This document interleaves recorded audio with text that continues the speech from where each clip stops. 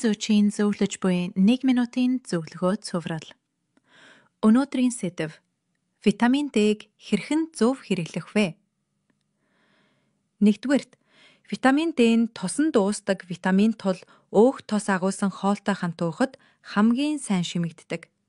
Жишээлбэл өндөг, авокадо, тараг, сүү, самар зэрэг хүнстэй хамт уугаарай. Өглөө уух нь хамгийн тохиромжтой. Өглөө уувал дахлаа, сэтгэл санаанд эерэг нөлөө үзүүлдэг.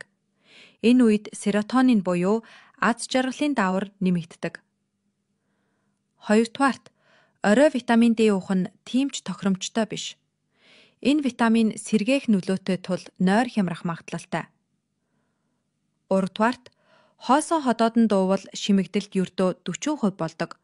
Харин тосон дуусах нөхцөл бүрдвэл 90% хүртэл нэмэгддэг. Тиймээс өглөөний хоолныхоо дараа бага зэрэг тослог хүнстэй хамт уух нь хамгийн үр дүнтэй.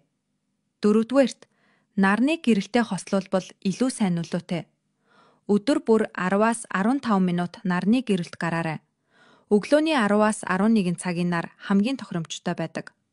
Дүгнэж хэлэхэд, өглөөний хоолны дараа тослог хүнстэй хамт нарны гэрэлтэй хослуулбал витамин D хамгийн сайн шимэгддэг.